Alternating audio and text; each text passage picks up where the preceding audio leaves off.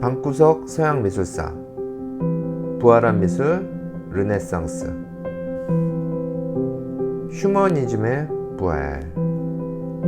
우리 전 시간에 그리스 로마 중세 미술까지 공부했죠. 이번 시간에는 이탈리아 르네상스와 북유럽 르네상스에 대해서 공부할 거예요.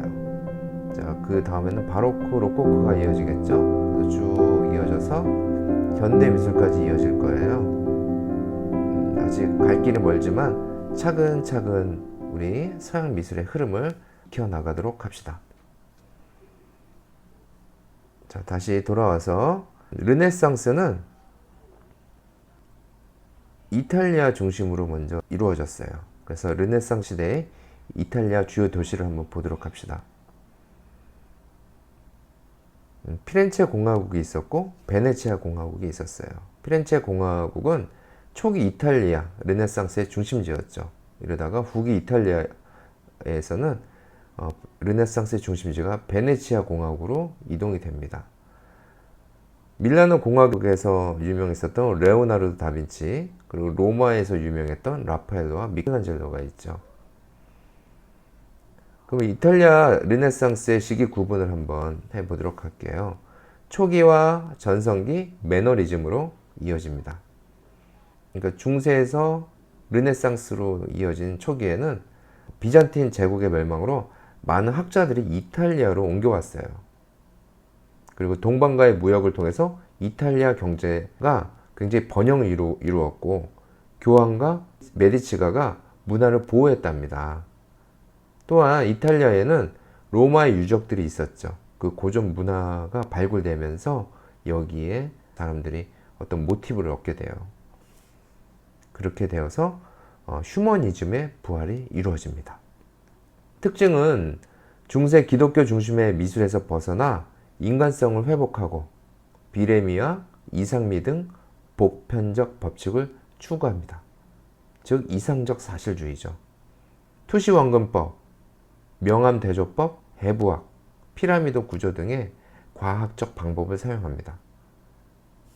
피렌체를 중심으로 전 유럽에 확산이 되죠. 이때 천재라는 것들이 등장하고 이를 통해서 예술가의 지위가 향상됩니다. 작가로는 마사치오, 도나텔로, 보티첼리, 안젤리코, 만테냐, 프란체스카, 우첼로, 벨리니, 브루넬레스키가 있었죠. 의인은 중세의 신중심에서 인간중심 사고로 전환이 되었다는 거예요. 또한 예술가의 지위가 향상됩니다. 과학적인 유화, 원근법, 명암법, 피라미드 구조의 발명이 적용돼서 보편적 법칙화가 되죠. 이후 서양 미술의 근간이 되기 시작합니다. 더욱 발전돼서 전성기 시대가 옵니다. 전성기 시대 초기에는 피렌체 중심으로 이루어집니다. 이때 3대 천재화가 다빈치, 미켈란젤로, 라파엘로가 등장하죠. 이후 베네치아로 이동이 되는데 그 이유는 로마가 독일, 스페인에 침략당한 이후 베네치아로 중심지를 이동했기 때문이에요. 그때 사건을 로마 약탈 사건이라고 해요. 특징은 색채, 질감, 분위기 중심이었죠. 그리고 풍경이 등장하기 시작합니다. 그리고 동세와 운동감이 강하죠. 작가는 조르존의 티치아노가 있었죠. 전성기도 지나서 이제 이런 것들이 매너리즘으로 전향이 됩니다. 배경은 로마 약탈 사건 그리고 종교 개혁으로 르네상스의 조화와 균형이 거부됩니다. 전성기 르네상스 미술계가 이미 완벽한 조화를 달성했기 때문에 이에 개성을 추가하기 시작하죠. 그래서 부조화나 감성, 상상력들이 등장하게 됩니다. 특징은 인체의 일부를 왜곡하고 구불거리는 형상, 사선구도들이 나타나죠. 자연관찰 기초한 사실주의를 버리고 이상적 미를 과장하고 지나친 귀족적 우화미를 추구하죠. 그래서 불안정한 느낌이 있습니다. 기계적 공식에 의한 추상적 개념 입각한 것에서 형태 표현을 극도로 세련된 양식으로 변모시킵니다. 의도적으로 기교를 구사하고 순수한 미적 이념을 고집하는 양식이죠. 또한 명료 통의 희생에서 우암이 다양성을 과시하고 기이한 발상, 원색 색채와 인체 왜곡 사선 구도가 나타나죠. 작가는 틴토레토, 파브리지아노, 엘그레코, 브론치노, 조각가는 첼리니, 조반니, 볼로냐가 있었습니다. 매너리즘의 의의는 부조화와 감성, 상상력이 등장했다는 거예요. 그리고 르네상스 이후의 바로크, 교량 역할을 하게 됩니다. 또한 초현실적 상상력을 예고하게 되죠.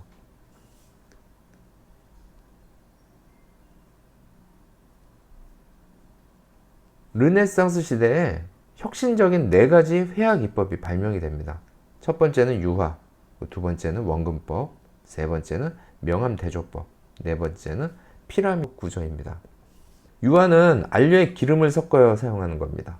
르네상스 시대에 발명되면서 덧칠을 할 수 있게 되어서 3차원적인 형태와 질감을 표현할 수 있게 되었죠.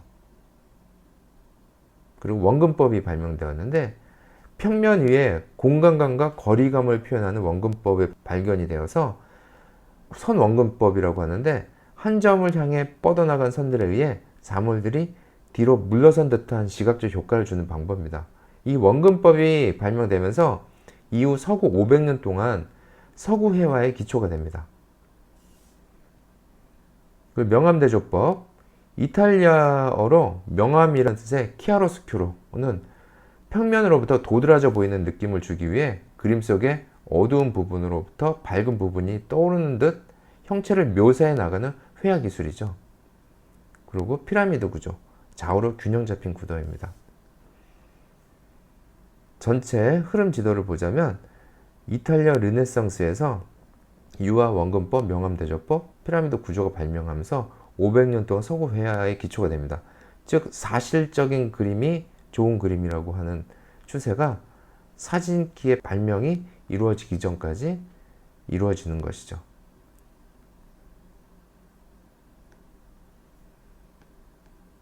다음으로 넘어가서 초기 르네상스의 작가와 배경을 보면서 어떠한 특징이 있는지 보도록 해요.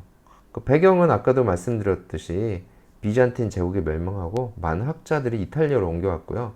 피렌체 중심으로 무역을 통해서 경제적 번영이 이루어졌죠. 그래서 교황과 메디치가가 문화를 보호를 해주어서 인본주의 문화가 융성할 수 있었습니다. 또한 이탈리아에는 로마의 문화가 묻혀 있다가 발견이 되었기 때문에 로마의 유산들에 대해서 모티브를 얻기 시작한 거예요. 그래서 휴머니즘이 부활할 수 있었던 겁니다.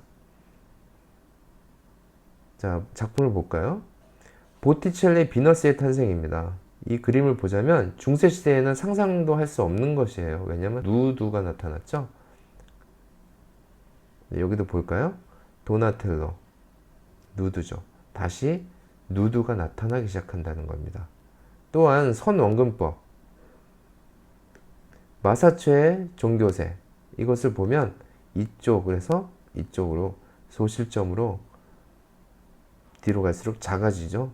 자, 이런 선원근법이 나타나기 시작했다는 거예요. 자, 초기 르네상스를 지나서 이제 전성기 르네상스에 대해서 이야기할게요. 전성기 르네상스는 이탈리아 중심으로 이루어집니다. 이때 이탈리아도 있고 북유럽도 있어요. 근데 이탈리아 중심을 먼저 보도록 할게요. 자, 전성기 르네상스 이탈리아 3대 천재 화가가 나타나죠. 다빈치, 미켈란젤로, 라파엘로가 있습니다. 아까 여기 그림으로 지도에서 봤죠? 프렌체 공화국, 베네치아 공화국, 그래서 라파엘로, 미켈란젤로, 레오나르도 다빈치. 다빈치의 그림을 보면은 가장 유명한 모나리자 혹은 라 조콘다, 여기에서 보면 피라미드 구조가 나타나요. 그리고 유화로 그렸죠. 그리고 뒤로 갈수록 작아지는 원근법을 볼 수가 있습니다. 또한 다빈치는 이렇게 해부학을 공부했어요. 다빈치를 보면 해부학, 유화, 원근법, 피라미드 구도, 즉 혁신적인 4가지 회화 기법 중에서 유화 원근법, 피라미드 구조 이런 것들을 볼 수가 있습니다.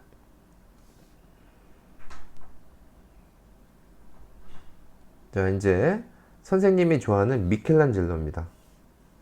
선생님이 왜 미켈란젤로를 좋아하냐면 미켈란젤로는 장인이었어요. 능력도 있었고. 자, 한번 보도록 합시다. 이건 미켈란젤로의 젊었을 때 작품이에요. 피에타. 피라미드 구도를 띄고 있습니다. 굉장히 안정적이고 정말로 디테일하죠. 젊었을 때 이미 이 정도의 실력을 가지고 있었던 거예요. 그리고 미켈란젤로의 아담의 탄생. 이건 천장합니다. 이런 것들을 그 미켈란젤로는 혼자서 보통 작업을 했어요.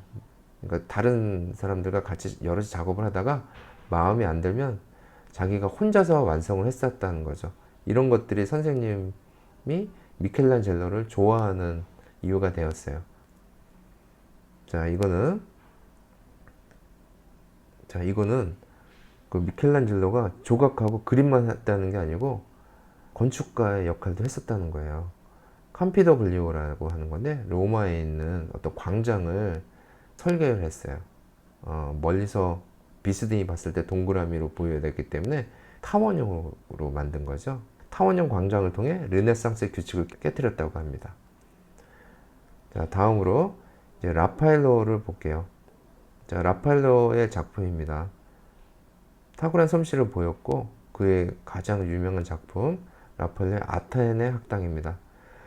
라파엘로가 그린 이 걸작은 전체적인 안정감과 조각의 우수한 조형 및 건축의 원근감과 균형, 신화적인 요소와 기독교적인 요소를 혼합한 주제 등에서 전성기 르네상스의 특징을 구현하고 있죠. 되게 잘 그렸죠? 그리고 원근법이 나타나고요. 자, 지금까지 선생님 공부한 것은 전성기 르네상스에서 이탈리아 중심으로 얘기를 한 거예요.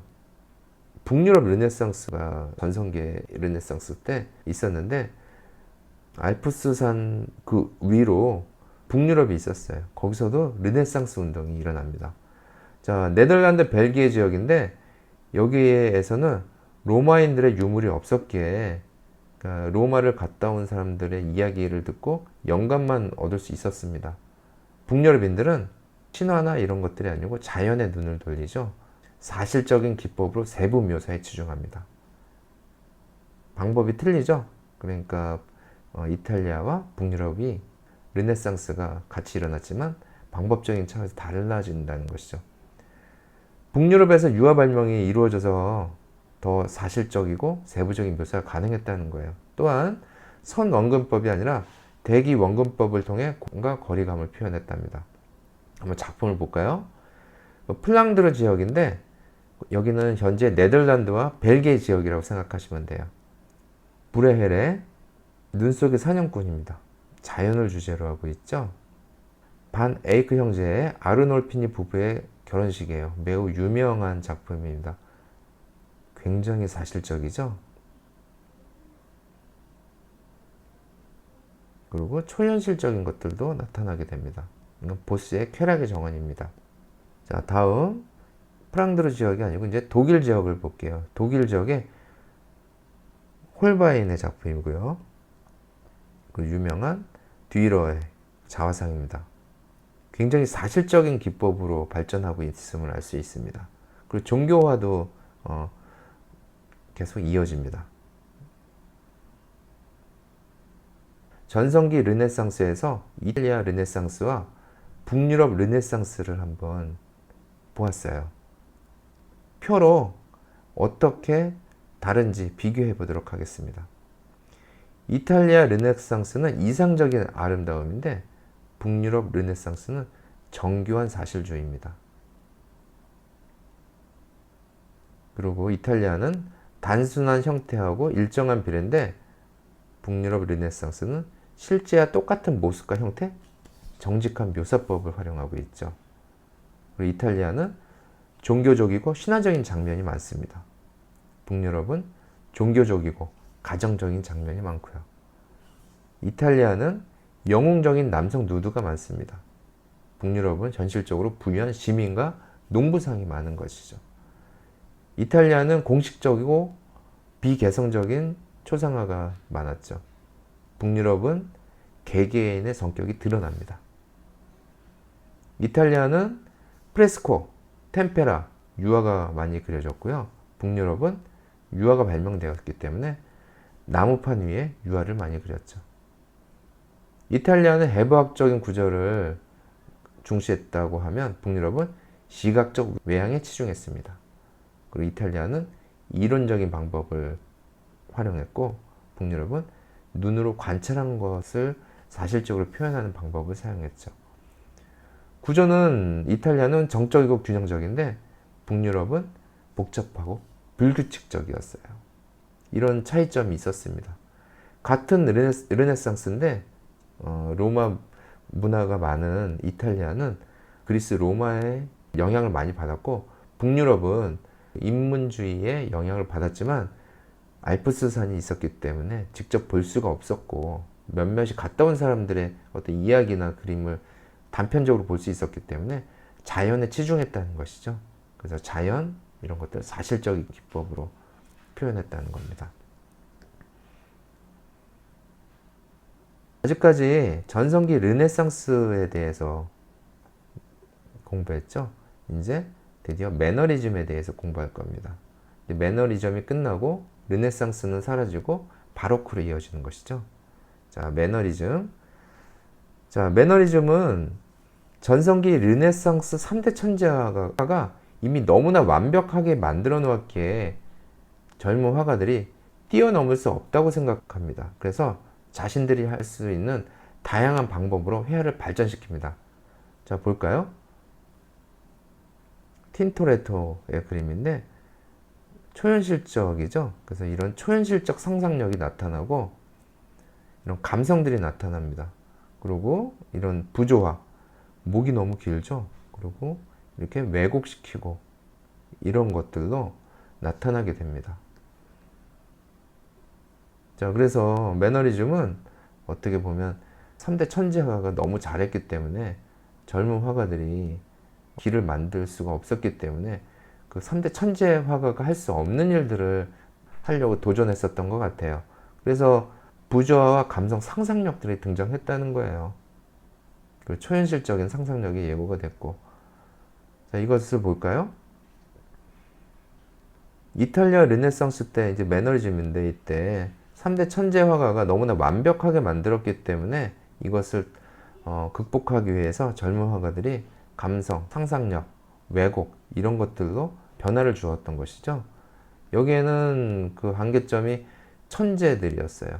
근데 우리가 전에도 공부했었지만 사진기가 발명, 그러니까 사람이 기계를 뛰어넘을 수 없는 상황이 됐었죠. 사진기가 발명되었을 때. 이때 젊은 화가들은 어떠한 것으로 더 발전하기 위해서 노력했는지를 우리가 좀 볼 필요가 있습니다. 자, 오늘 이탈리아 르네상스에 대해서 공부했어요. 자, 초기, 전성기, 매너리즘. 그리고 전성기 르네상스는 이탈리아 르네상스와 북유럽 르네상스가 있었고 이탈리아와 북유럽에는 알프스 산맥이 있었다는 거. 그래서 이탈리아 르네상스와 북유럽 르네상스의 공통점과 다른 점이 있었다는 것을 알 수 있습니다. 자, 오늘 서양 미술사에 대해서 중요한 시기를 공부했어요. 어떠셨나요? 우리 다음 시간에는 바로크, 로코코, 신고전주의, 낭만주의 이어서 공부하도록 하겠습니다. 자, 오늘 즐거운 서양 미술사 다음 시간에 또 만나도록 해요.